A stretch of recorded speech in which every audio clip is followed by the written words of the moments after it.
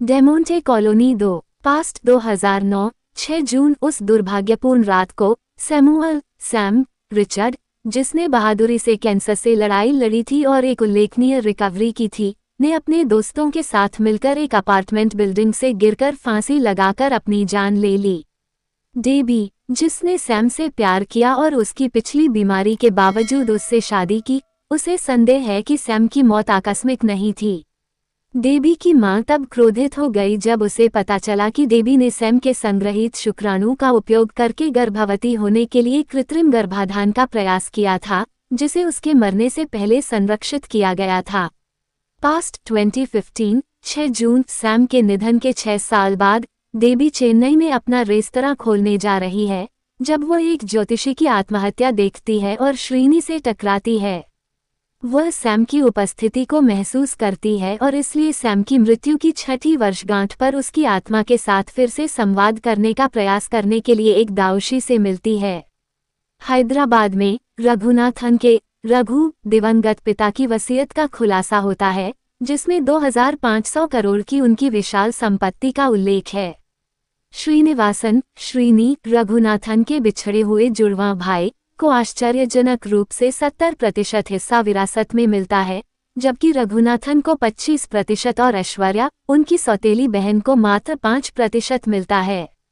ऐश्वर्या और रघुनाथन विरासत में अपना सही हिस्सा पाने के लिए अदालत में वसीयत को चुनौती देने का फैसला करते हैं। इस क्षेत्र में पहुंचकर डेबी की आत्मा सैम को देखती है, जो फंसा हुआ दिखाई देता है, और वह पागलों की तरह मदद लिखती है। साथ ही एक आश्चर्यजनक मोड़ में श्रीनी, जो फ्लैट से गिरकर मर गया था, जाग जाता है। डेबी कागज पर लिखती है, ये फिर से होगा, श्रीनी के चेहरे की एक भयानक दोहरी छवि के साथ, जो 2 घटनाओं के बीच एक अशुभ संबंध का संकेत देता है। वर्तमान 2021 6 जून। 6 साल बाद दाऊशी ने डेबी को महाकाल महायान पूजा करने की सलाह दी, जबकि श्रीनिवासन वनस्पति अवस्था में जीवन रक्षक प्रणाली के तहत डेबी के ससुर डॉक्टर रिचर्ड द्वारा इलाज किया जा रहा है। रघु उनके पक्ष में एक अदालती आदेश प्राप्त करता है, जो श्रीनिवासन की निष्क्रिय इच्छा मृत्यु की अनुमति देता है, जिससे रघु को विरासत का 70% हिस्सा खुद के लिए हड़पने में सक्षम हो जाएगा। जब रघु और उसके साथी श्रीन की खोज करते हैं, तो डेबी हस्तक्षेप करती है, रघु को चेतावनी देती है कि अगर वह श्रीन को नुकसान पहुंचाता है, तो वह खुद भी मर जाएगा।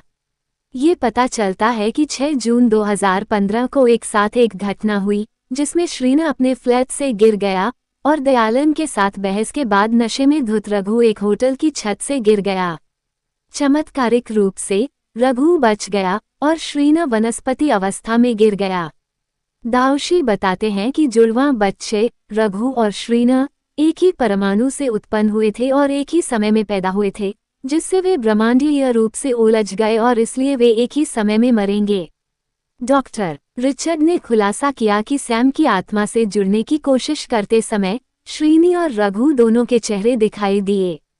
डेबी और रिचर्ड ने आगे की जांच की और एक रहस्यमयी किताब unsung king of A fallen kingdom की खोज की, जिसे सैम और राघवन ने आखिरकार पढ़ा था।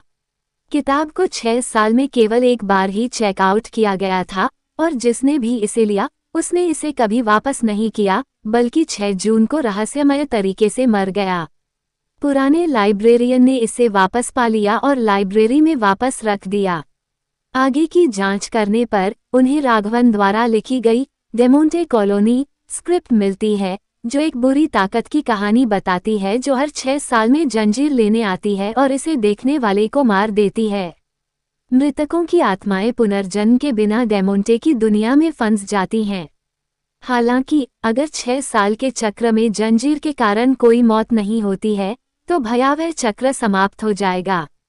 रिचर्ड रघु से अपने बेटे की आत्मा को शांति से आराम करने के लिए बचाने की विनती करता है। दाऊशी डेबी, रघु और दयालन को डेमोंटे के घर की रखवाली करने के लिए भेजता है, उन्हें चेतावनी देता है कि वे किसी को भी अंदर न आने दें, क्योंकि डर का मनोरंजन डेमोंटे के डर को और बढ़ा देगा। दाऊशी की चेतावनियों के बावजूद रघु, दयालन और इंस्पेक्टर कुछ पुलिसकर्मियों के साथ चीख सुनकर इमारत में घुस जाते हैं। वे 4 लड़कियों को 3 महिला भूतों द्वारा बंदी बनाते हुए पाते हैं, जो रघु के आने पर गायब हो जाती हैं। लड़कियों में से एक अदिति बताती है कि उन्हें उनके कॉलेज के छात्रावास के कमरे से डेमोंटे के घर में उनके पुस्तकालय से रहस्यमयी किताब पढ़ने के बाद टेलीपोर्ट किया गया था।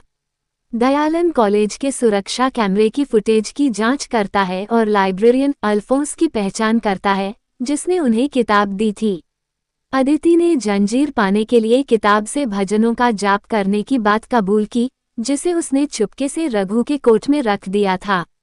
दाऊशी श्रीनी के जीवन के लिए डरता है और अन्य भिक्षुओं को महायान पूजा शुरू करने का निर्देश देता है, जब आवश्यक हो तो फुरबा का उपयोग करें। रेस्तरां के अंदर फंसे रघु, डेबी और दाऊशी एक वीडियो देखते हैं जिसमें रघु दाऊशी और एक छोटे लड़के को मार रहा है जो रेस्तरां से ऑर्डर करने आए थे, जबकि डेबी एक मिरर रूम में फंसी हुई है। जैसे ही रघु डेबी पर हमला करता है, वीडियो अचानक बंद हो जाता है। डेबी और दाऊशी वीडियो में देखे गए कमरे की ओर बढ़ते हैं, जहां उन्हें बैफोमेट का सिगिल मिलता है, जो शैतान या एंटीक्रिस्ट पूजा से जुड़ा हुआ है। जैसे ही चेन गर्म होती है, दाऊशी अनुष्ठान शुरू करता है, जिससे रघु परेशान हो जाता है। इस बीच रिचर्ड की मौत हो जाती है। डेमोंटे की आत्मा आती है, दाऊशी को मछली के टैंक में फेंक देती है और उसे मार देती है। इसके बाद डेमोंटे की आत्मा दाऊशी के शरीर पर कब्जा कर लेती है और डेबी को मारने की कोशिश करती है। रघु खिड़की तोड़ता है लेकिन फिर भी उन्हें फंसा हुआ पाता है। फिर चमगादड़ों का एक विशाल झुंड उन पर हमला करता है और उन्हें घेर लेता है, क्योंकि डेबी को याद आता है कि वहां पहले महाकाल की मूर्ति दबी हुई थी जो एक अस्थायी शरण स्थली थी। उस जगह के ऊपर डेबी और रघु कांच के गुंबद को तोड़कर भागने की योजना बनाते हैं। जैसे ही वे तैयारी करते हैं, सैम की आत्मा चमगादड़ों के बीच प्रकट होती है, जिससे पता चलता है कि डेबी गर्भवती है और डेमोंटे की फंसी हुई आत्मा की दुनिया से अपनी आत्मा को बचाने के लिए मदद मांग रही है। हालांकि रघु हस्तक्षेप करता है, यह महसूस करते हुए कि यह डेमोंटे की आत्मा है। डेमोंटे की आत्मा रघु पर हमला करती है, लेकिन वह फिर भी चेन लाने के लिए बाहर निकलता है और भागने के लिए गर्भवती डेबी को सौंप देता है। डेमोंटे रघु पर हमला करता है, लेकिन वह फोन डेबी की ओर फेंक देता है, जिससे वह दयालन से संपर्क कर पाती है। इस बीच डेमोंटे की आत्मा श्रीनी पर कब्जा कर लेती है, जिससे अनुष्ठान बाधित होता है और बलि शुरू हो जाती है, जिससे दाऊशी जल जाती है। ठीक समय पर दयालन और अदिति डेबी को बचाने के लिए पहुंचते हैं। भिक्षुओं में से एक दीवार पर फुरबा को गिरा देता है, जिससे श्रीनी चिल्लाने लगती है और बलि बीच में ही रोक दी जाती है। सुबह पुलिस पहुंचती है और चेन को एक बार फिर गायब पाती है। श्रीनी ठीक हो गया है, लेकिन रघु कोमा में चला गया है। डेबी ने खुलासा किया कि डेमोंटे खुद 15वीं सदी के पुर्तगाली राजा के लिए बलि दे रहा है, जिसकी अदिति भी पुष्टि करती है। पुलिस लाइब्रेरियन अल्फोंस की तलाश करती है और उसके भूतिया घर की खोज करती है, जहां उसने डेमोंटे को खुश करने के लिए आत्म बलिदान किया था और खुद को प्रताड़ित किया था। उन्हें डेमोंटे को दी जाने वाली वार्षिक बलि की कई तस्वीरें भी मिलती हैं।